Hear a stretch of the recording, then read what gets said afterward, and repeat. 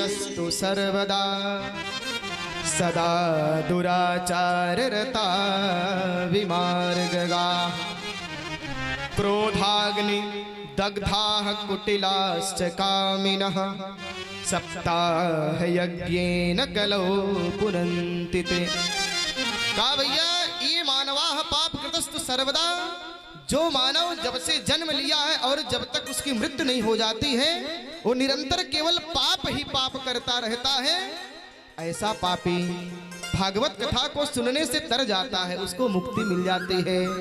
सदा दुराचार रता विमार्गगाः, और जो सन्मार्ग में नहीं चलता, हमेशा नित्य कुमार्ग में चलता है, कुमार्गी है, ऐसा भी जीव यदि भागवत की कथा सुन ले तो उसका भी जीवन धन्य हो जाता है, वो भी मुक्त हो जाता है।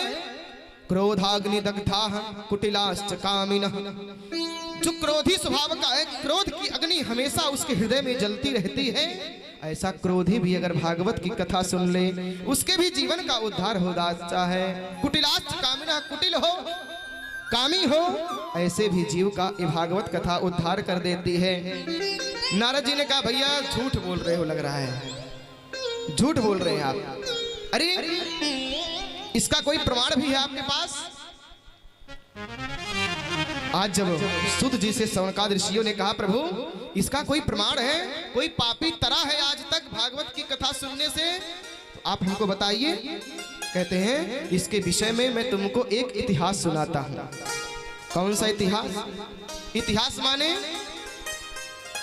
इति ही आस, जो इति माने इस प्रकार, ही माने निश्चय, आस माने था, इस प्रकार निश्चय जो घटना थी उसी को इतिहास कहते हैं।